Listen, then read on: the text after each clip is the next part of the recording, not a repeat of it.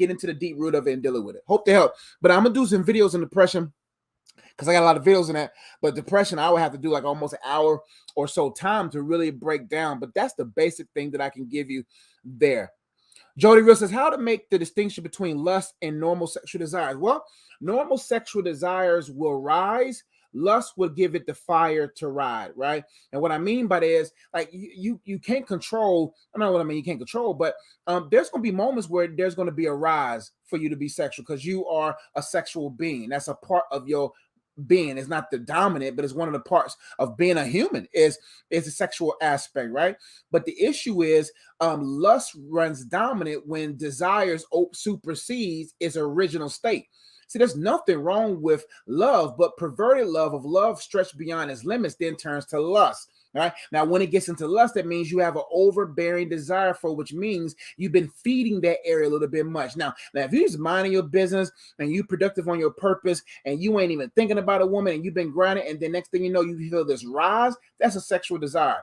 The spiritual maturity dealing with that sexual desire has a way of saying, this is not wise for me to feed this at this moment.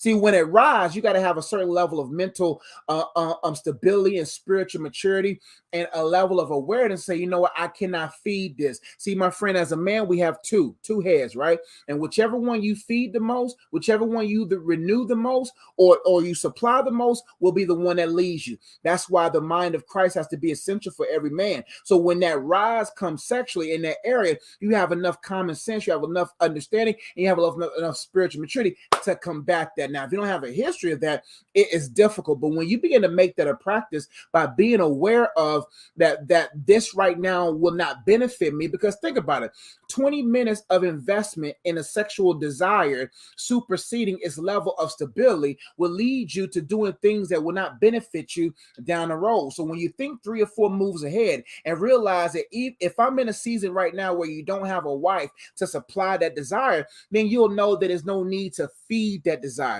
So the distinction is when you feel this uncontrollable rush to push you after something that you know that you shouldn't be pursuing after, versus I've been minding my business, I've been pursuing my purpose, I've been seeking God, and hormones just took their course, biology took its course, but I'm spiritually mature enough to be able to suffocate that desire, put that fire out, because I have a mind that's renewed enough and a life that's focused enough that can keep that fire from burning up my life 20 years down the road. Because if you let a flame of fire for too long, it can cause the burning of acres. See, your life, your years are like acres. And when you make a small decision with a flame like that, a sexual desire, you can burn up the acres of your life. There's a lot of people right now who overly invested in a sexual desire with the wrong person. Now they got to deal with that baby daddy for the rest of their life. Now they got to deal with that baby mama for the rest of their life. And now what was meant to just be, I should have kept this to myself and nurtured it and make sure that it was dormant, not dominant. That's a difference. When that thing is dominant, it's lust.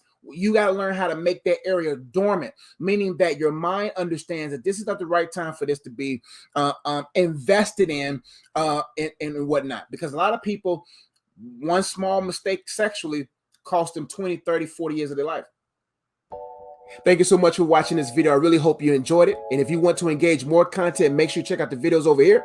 If you want to learn more about the books that I've written or the cards that I've created or ways that you can support and engage with what I do online, make sure you check out the links in the description box below. And if you've been watching this far, you haven't subscribed already, go ahead and subscribe, hit that bell, and make sure you leave a comment. I would love to read it and would love to engage and be your coach online. I'll see you on the next video. Peace.